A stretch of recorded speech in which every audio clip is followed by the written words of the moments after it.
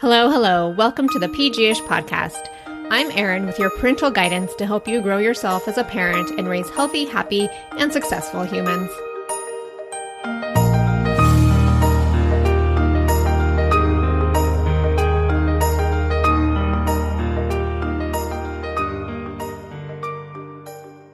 Okay, I may be closer to perimenopause than those early reproductive years, but I find the knowledge of the female cycle fascinating. And I truly wish I knew this information earlier in life, more than just, the last 5 years or so. But before I dive in light of our conversation today, today's episode is sponsored by Thinx. Thinx are washable, reusable period underwear that look and feel just like normal underwear, but better. Now, I know I'm not that old, but seriously, these would have been game changers when I first got my period. And out of sheer excitement, okay, this may be TMI, but I have already loaded up my daughters with their Thinx teens, despite my girls only being on the cusp of puberty. Oh, the eye rolls I get these days, but they'll soon find out how magical these are compared to all the other options out there. Anyway, about today's episode. You may have listened to episode 260 featuring Elisa Vitti, but today I sit down with my friend Renae. Renae is a mom of 3. She's an occupational therapist, host of the Cycle Advantage podcast, and is on a mission to redefine the way women work, helping them embrace their bodies and using their natural rhythms within life and business. Side note, if you have a daughter or have a female friend, I highly suggest you share these 2 episodes with them. They're so enlightening. But back to Renae. She helps women optimize their time and energy through unlocking the power of their cycles so that they can be thriving high achievers. Now, you likely know there's a lot of gurus out there telling women how to build a business with tactics that often lead to more hustling and more overworking and more burnout.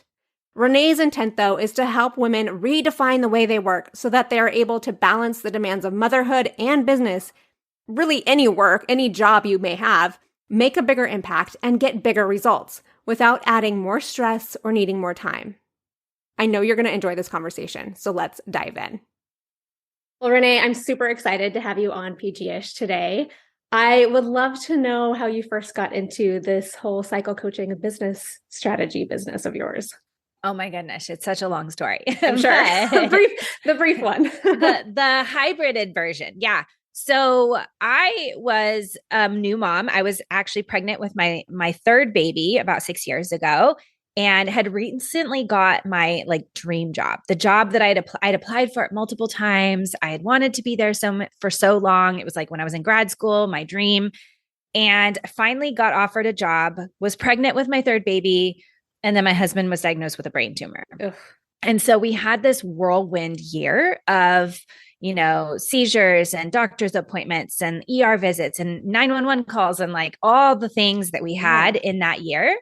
Really was a huge wake up call for me in the fact that we only live one time, right? When we're young, we sometimes think we have our whole lives ahead of us and we have every day, we can plan for the future and wait for the future.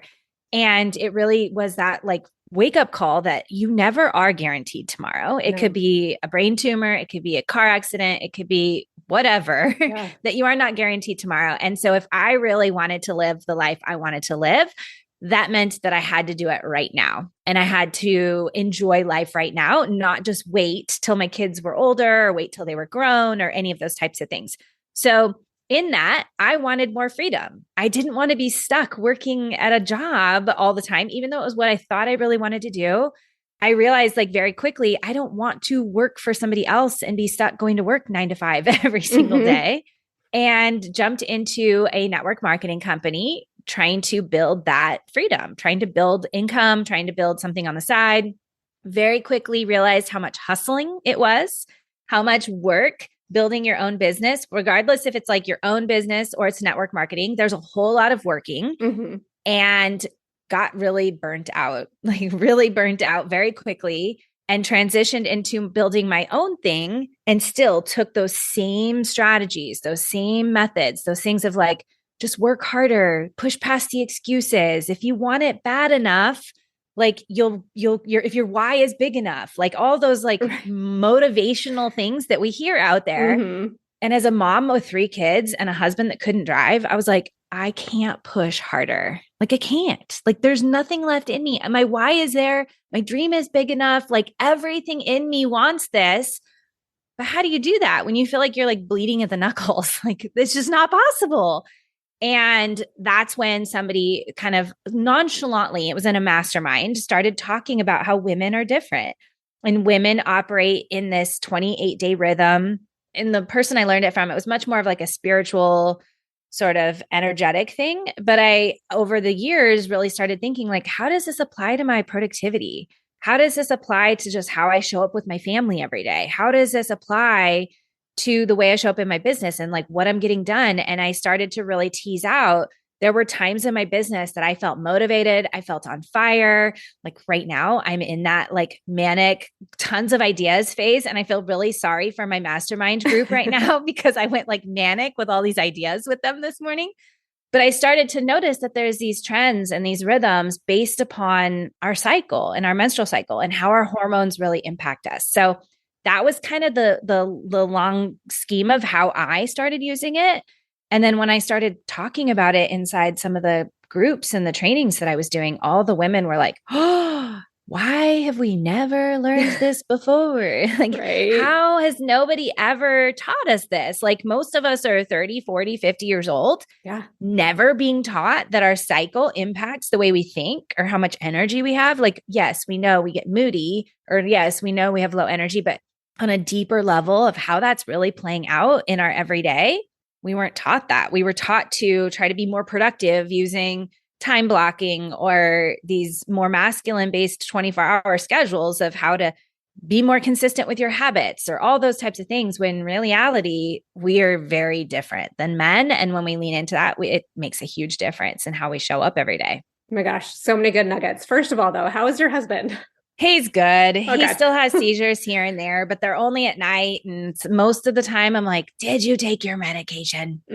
But yeah, it's one of those things we've learned to live. It was a benign tumor. Okay. So they extracted it. All's good there. Now we just have a yearly, MRI. But other than that, we're good. Okay. We're good. But Good. thank you for asking. Yes. You can't just throw that out there, right? I know. Not follow up. No, but so many good things in there because yes, we're not taught this and it blows my mind. I'm like, yes, I'm closer to those perimenopause years. And I'm like, oh, I just learned this. Like, what the heck? I could have been utilizing this for decades. Yes. That like one sex ed class in 4th grade. It's like, this is your period. This is how you deal with it. And it's like, no, like we need to be teaching not only ourselves, but our daughters, because this is life-changing material. And then, we are taught primarily from men to push through, and just that hustle and grind mentality, go, go, go. And I've been studying this a lot, so I'm so glad to be talking through it with you today. And I just feel like our society, we're in this perpetual harvest season. And it's like, that's not how we're built. I mean, you look at nature, there are seasons of rest, hibernation, and then you work, and then, it's just, we're probably the only species that's like, go, go, go. 100%. Yeah, there's so much to it. Like, so much of our world is very rhythmical. And so by trade, I'm an occupational therapist. Like, that's where my training's at. And occupational therapy, some of our core foundations are looking at like habits, not habums. What the word? What is habit? Habits and rhythms. It was like the combination of habits. I like it. Habums.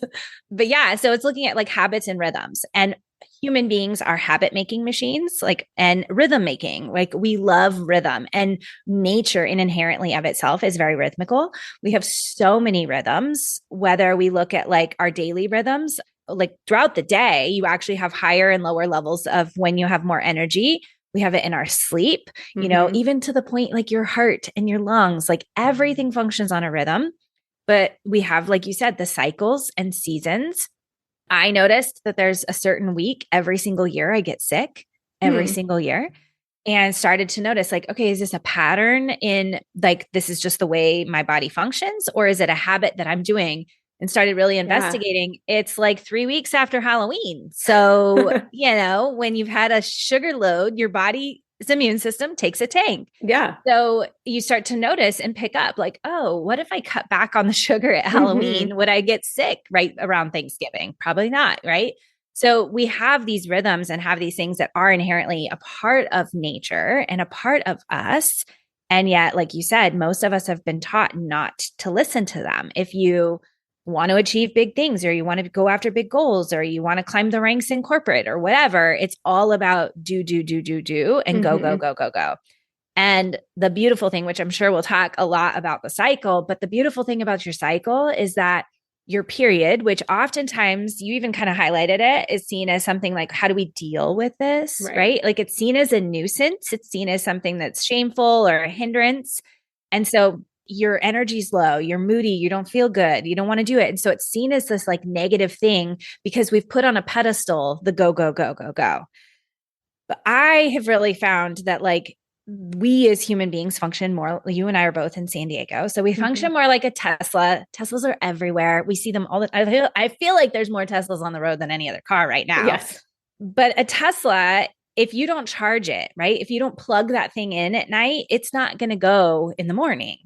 It doesn't go. It's an uber fast car, right? It's probably the fastest car we see as often, as many as we do. Yeah. It goes from 0 to 60 super fast. But if you don't plug it in, it won't go anywhere. And we are like that as well. So we've been taught to keep going 0 to 60 all the time, but never have we been taught to have that recharge. And so I see that menstrual phase as your recharge. When you actually allow yourself to pull back and recharge, it amplifies what you can get done in that next phase, how successful you are, how far you can push, how much you can get done, because you're running with a full tank, you're running with a full battery versus just trying to keep pushing even through that recharge phase and never taking that rest. And then when you hit those high levels, those phases, you don't have as much capacity as if you had just took that little bit of pullback. Yeah, I love that about allowing ourselves permission to even rest, because so often we just don't, like you said, you ignore the signals and then you don't allow yourself, because then you feel lazy or whatever word you want to put on it, but it's like, no, your body is telling you something, like, give into that. I mean, maybe we're jumping ahead, but how then is the whole 9 to 5 world not set up for women? So men actually, they function, their testosterone, how it runs is they start really high in the morning and then they have up and down rhythms throughout the day, generally ending lower than they started in the morning. And then they go to sleep, they wake up, they've got a fresh dose of testosterone. So men function in that 24-hour rhythm very well. In fact, like I remember one time my husband would come home and he'd like sit in the driveway for 20, 30 minutes before he'd come in, or he'd come in and he'd do a little bit with the kids and then he'd go sit on the toilet for an hour or whatever. And you're like, my gosh, come on. Like I've been dealing with these kids all day. Like, please come help me.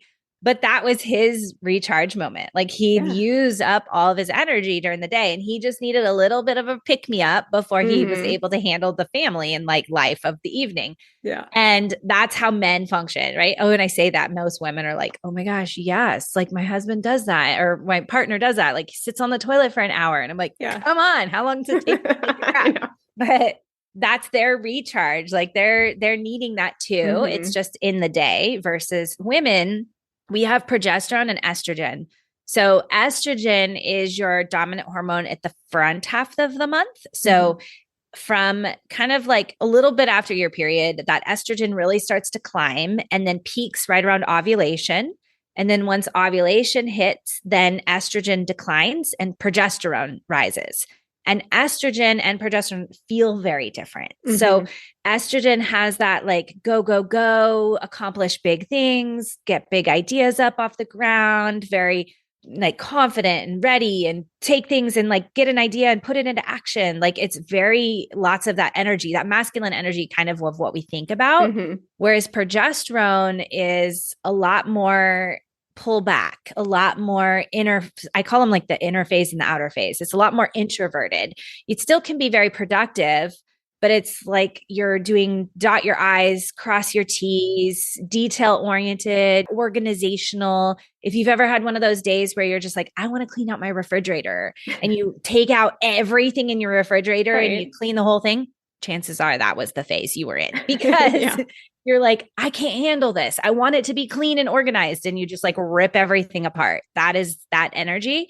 So it can still be productive, but it's more like attention to detail, a lot more like organizational versus launching big ideas and being really creative and getting things going. So when you look at how your schedule runs, women are kind of being pushed in that 9 to 5 where it's like functioning like men.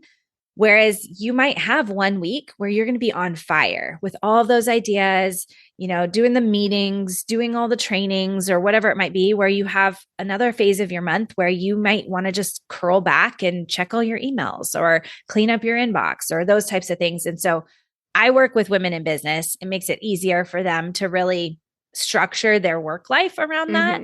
But even if you're in a 9 to 5, or even if you're just a stay-at-home mom, or even if you're a working, like it doesn't matter.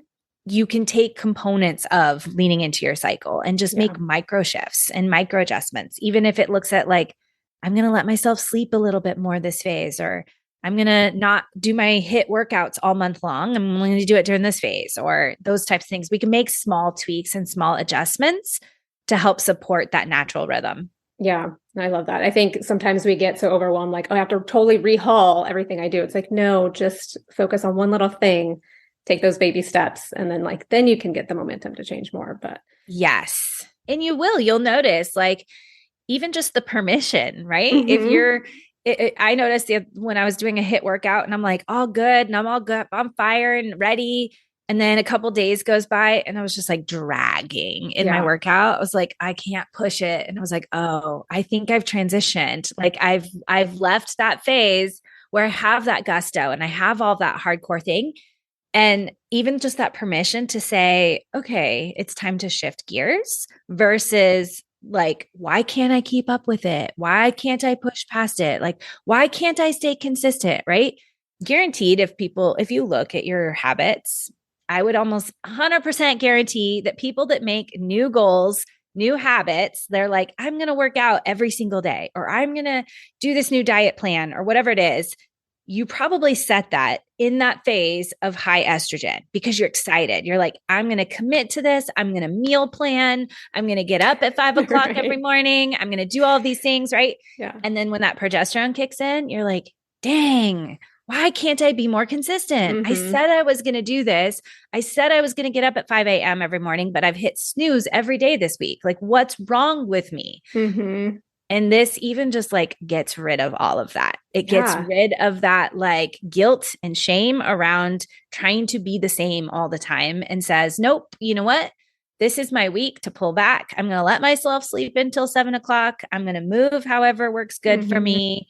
And know that in a week or two, I'm going to be on fire again. I'll get up at 5 o'clock then. Like it just changes the expectations that we place on ourselves for sure. It does. And I love that because I used to berate myself so much of like, yesterday I had so much energy. Like, like you were saying, like, what is wrong with me? And you just get in that downward spiral of negative thinking. And it's like, oh, if you pay attention enough and understand what's happening, because so many people don't know, and then you can give yourself that grace. And I think that's so beautiful because that energy is going to come back. It's not gone completely. Yes. So what do we do? I mean, I think most of us know like, okay, low energy, I'm not feeling it. But what are the other telltale signs of when your hormones are out of whack or things are just off kilter? Like, what are you looking for? Yeah. So I think a lot of women and I will acknowledge that like, even though I'm in the healthcare field, that's not my area of expertise in terms of healthcare. Like I have great resources for helping you balance your hormones when your hormones are kind of off. But I think a big part of why so many of us have hormones that are off is because we're trying to live into that 24-hour rhythm and trying to kind of force ourselves into a rhythm that's not natural. So oftentimes I notice that people, their cortisol level is really high. And so they're stressed because of all of the things in life that we're having to do and manage and go, and they're not getting that natural rhythm. So cortisol is causing your other hormones to turn off. So if you have an irregular cycle or metabolism issues or sleep issues or any of that kind of stuff, it could be kind of coming from cortisol and trying to live in this 24-hour rhythm. Yeah. So I think some of the biggest ones that I have seen is cycle irregularities. So most women should have a cycle that's pretty predictable between like 25 and 35 days. So if it's outside of that range, if it's either more or less, or very drastically different, so like maybe 1 month 25 and the other month it's 35, then that would be something to kind of pay attention to. Okay. The other thing is, one, you want to just start tracking. Most women aren't tracking. So Exactly. tracking is a big thing, but not just tracking your period, but tracking ovulation. So ovulation is a huge thing. And actually, if you follow any other sort of like menstrual health related people, they will say that ovulation is almost more important than when your period is, because ovulation is going to be a very indicative of, are those hormones doing what they're supposed to do, right? You have LH and FSH and estrogen and progesterone. There's lots of different ones that are going on. But like, if you're not ovulating, which if you're in a childbearing-ish age years, you should be ovulating regularly. So if you're not, then that is also indicative that something needs to shift and something needs to change. So kind of tracking that would be super helpful. And a lot of times my clients will notice that. They're like, man, my ovulation is like way late this month. And that also allows you to kind of pay attention to where things need to shift and what things need to change. So for sure, tracking your period and ovulation, knowing where those fall, are they within the norm of that like 25 to 35 days? Generally, most women will ovulate, and then that luteal phase will be about 10 to 14 days. So if it's not, like if that's not what's happening, then I would definitely kind of seek something out with that. And here's my caveat. Like, if your doctor is just going to put you on birth control, that is not the answer. No. Don't do that. Like there's so much out there that like birth control is being used to help regulate and help normalize your women's cycle, but it really doesn't. It just creates so your cycle doesn't happen. And that's it's a Band-Aid approach for sure. It's not working. So if that's the case, if you're having some issues, if you're having things like PMDD or PCOS or any of those types of things, like 100%, I still encourage you to use cycle syncing and to lean into it as much as you can. And if you can't, like if your cycle's way off and things are just like really wacky, or you're postmenopausal or pregnant or any of those types of things, then follow the moon, because the moon has a 28-day cycle. So that will help your body kind of start to regulate on that 28-day rhythm. So regardless, I think women are designed to run in a 28-day cycle or thereabouts, right? Like I say 28, but like the monthly cycle, that's how we were designed. So you will feel better every single month if you kind of lean into that versus when you're not. So it doesn't matter if you have a cycle, don't have a cycle, trusting that and leaning into that will help. But I don't know if that answered all of your. Yeah, no, that's great. I mean, I guess maybe we should step back and kind of discuss the 4 phases of our cycle. Because like you said, so many people are like, they just really know like, okay, I'm menstruating. Like, it's just your period. Well, it's like, no, there's so much more to it. And how can we tap into each cycle to really take advantage of it? Especially in business. Because I know that most of my audience is women. Most of them are in management or entrepreneurs. So how can we really tap into each? Yeah. The first phase obviously is one we all know about, right? That menstrual phase. So I like to call it the recharge. So I've like renamed all the phases based on what I feel like they do for our productivity, right?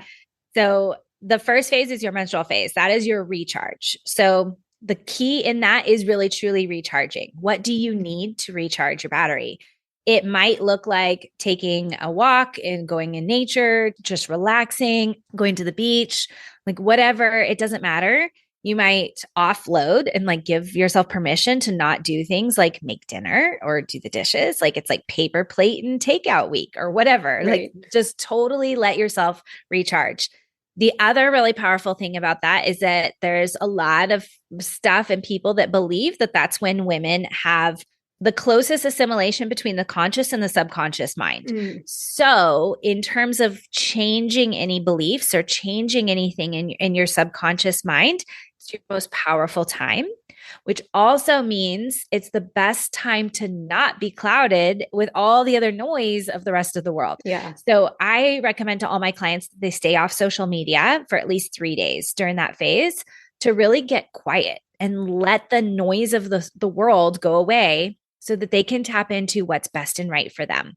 So if you're on that phase, doing what you can to create that space so that you can allow your biggest ideas, to allow what's true and right for you, your biggest intentions, setting your goals, planning out your next month is huge. So that's recharge phase. Then we move into acceleration, which is that follicular phase. So as your body's estrogen's picking up, you're going to have lots of ideas, lots of big projects, like lots of momentum. If there's certain things on your to-do list that you keep procrastinating, like you just don't want to get them done, this is a good one because you're going to be riding with that energy and it's going to be easier to get them done in this phase. So whatever that might be, lots of trying new things, trying expanding, expansion, exploring, growth, all that kind of stuff is really great in this phase. And then when you reach up around ovulation is when you're the most magnetic, the most radiant. I call it the connect phase because it's your body's way of like trying to connect with other people. You're trying to connect with the world. You're trying to, well, inherently trying to make a baby. Right. Yeah. But like your body is signaling to everybody, like, please come. I am attractive. Like, come to me. And so it's great for doing photo shoots. It's great for doing any live social media, podcast interviewing, anything requiring me to be on camera, even to the point of like going and getting your hair done or going to buy new swimsuits or whatever. Like it's the best time to do any of that kind of thing. And then you roll into your luteal phase, which I call your reflect phase. This is the one that many people call PMSy, because you can be moody. It's super emotional. There's lots of different things like that going on. And so oftentimes people get full of doubt and fear and self-conscious and limiting beliefs and all of that type of stuff. But if you are in business, this is a really great time to write content because you can emotionally connect with your audience. You understand what they're feeling and you can write in a whole different way than if you were to write in a different phase of the month. If you've written in this phase and you feel like, gosh, my stuff just flows. It's just like coming out of me. It like comes alive versus other times when you're like, I cannot think of what to write. Like that's this energy. So it just comes so much easier. Writing is it's like, that's the writing phase, even to that point of like journaling. Journal out all those fears, like journal out all of those limiting beliefs and self-doubts and all that stuff that's coming up. Because then when you transition from there into that recharge phase again, right? The recharge phase is all about kind of like ascending and letting go of those things and reprogramming those subconscious beliefs. So we can like let all those things come to the surface, release them, let them go, and then move on and up level every single month. So each one of those phases has incredible superpowers. They're all productive in some way or another, right? There's not like we have one productive phase and one unproductive phase. They all, it's just different. We're functioning and what we're focusing on is each different. And going back to what we talked about a little bit ago in terms of like how I feel like every woman is designed, they each have what I think are our core needs as human beings. They each meet one of those core needs. So your recharge, that allows you the core need of rest, right? You have we all as human beings need rest. We can't not. The accelerate phase allows you that sense of purpose, a sense of like production, like putting something out in the world and making an impact, right? We feel like a sense of purpose. The connect phase allows you that sense of relationship and connection to other people, which is incredibly powerful. And then that final reflect phase gives you that ability to connect with yourself, to God, a higher power, whatever that is, and like really tapping into yourself and like having that self-awareness. And so honestly, I think even for that fact, like how beautiful is it that we have this cycle that reminds us, hey, we need all these things. We can't just be production making machines. Like we have to have relationship. We can't be all about others. We got to know ourselves too. Like we've got to take some time to rest. Like it's really, I think just there's so many things I could talk about it forever and ever and ever. But I just think it's like so amazing when you look at this macro level of how we were designed to operate, that if we lean into it, we will feel balanced, right? Yeah. We will feel like we're showing up in our lives in the best way possible. Like it's just got so many things to it.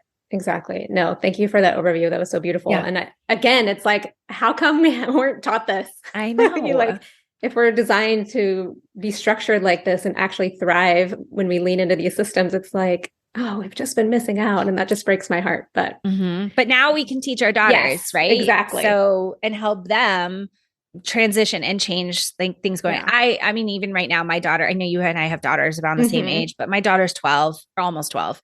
and going through all these like emotional swings. And I know it's hormones like going Oh, awry yeah. because one day she'll be like beautiful and sweet and kind. And then Right. the next minute it's like, oh, like Yeah. it's just all over the place. But if we know as moms that Mhm. these emotions change the way we feel, they have this ability to bring up limiting beliefs and fears and Right. doubts and all this stuff, right? Those things shape our identity if we don't detach from them. And Mhm. so knowing that, we get to help our daughters know like, hey, this is your cycle. Yeah. This is your hormones. These feelings, these thoughts, these like, I have no friends, I'm awful, like I suck, like all those things that come up in high school, right? Like in middle school. Middle school, yeah. We don't necessarily have to allow them, those become their identity that shapes them Mhm. for the rest of their life. Exactly. We get to help say, no, this is just a cycle. This is part of it. Like next week, things are going to feel different. Yeah. And so what do you need to process right now so that this doesn't become your identity? Mhm. And that how powerful that is to help them, I don't know, like reframe the way they're building their identity at the core in this like huge identity building sort of phase of their Mhm. life. So Yeah, that's really powerful. I know that like I would get stuck without having the vocabulary of like the luteal phase, I'm like the moodiness, the PMS, and I'm be like, is this just me? Like, am I just angry?